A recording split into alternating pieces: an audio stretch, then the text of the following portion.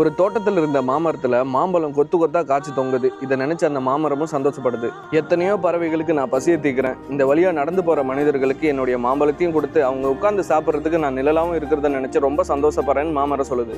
இவ்வளவு நல்ல மனசோட இருந்த இந்த மாமரத்துல திடீர்னு ஒரு நாள் இலைகள் எல்லாம் காஞ்சி உதறுது. அதுக்கப்புறம் எந்த பறவைகளும் இந்த மரத்தை தேடி வரல, அந்த வழியா போற மனிதர்களும் இந்த மரத்துக்கு கீழே உட்காரல. இது எல்லாத்தையும் பார்த்து அந்த மாமரம் மனசுடைஞ்சு போகுது. கொஞ்சம் கொஞ்சமா காலம் மாறும்போது மறுபடியும் அந்த மாமரத்துல பச்சை இலைகள் வர ஆரம்பிக்குது. இப்ப அந்த வழியா போற மனிதர்களும் அந்த மரத்துக்கு கீழே உட்காராங்க, மாம்பழங்களை பறிச்சு சாப்பிட்றாங்க. பறவைகளும் அந்த மரத்தை தேடி வருது. இப்ப இந்த மாமரத்துக்கு ஒரு விஷயம் தெளிவா புரிஞ்சிருச்சு. நம்ம நல்லா இருக்கும்போது தான் எல்லாரும் நம்மளை தேடி வராங்க, நம்ம கஷ்டப்படும் போது நம்ம கிட்ட யாருமே வரதில்லை. இந்த மனிதர்களுக்கு தேவையான மாம்பழங்களை நம்ம அள்ளி கொடுத்தாலும் ஒரு சில நேரம் அவங்க நம்மளை கல்லை விட்டு எறிவாங்கன்ற உண்மையை இந்த மாமரம் முழுசா ஏத்துக்குச்சு. சரியா இதே மாதிரி இன்னைக்கு உங்க கூட யாரும் இல்லைன்னு சொல்லி நீங்க கவலைப்படாது. காலம் மாறும், உங்களுக்கான நேரம் வரும், கண்டிப்பா நீங்க ஜெயிப்பீங்க. அன்னைக்கு எல்லாரும் உங்களை தேடி வருவாங்கன்றதை எல்லாருக்கும் ஷேர் பண்ணி சொல்லிட்டு நம்ம பேஜை ஃபாலோ பண்ணிருங்க. துபாயில இருந்து உங்கள் நண்பன் ஆதவனேஜே.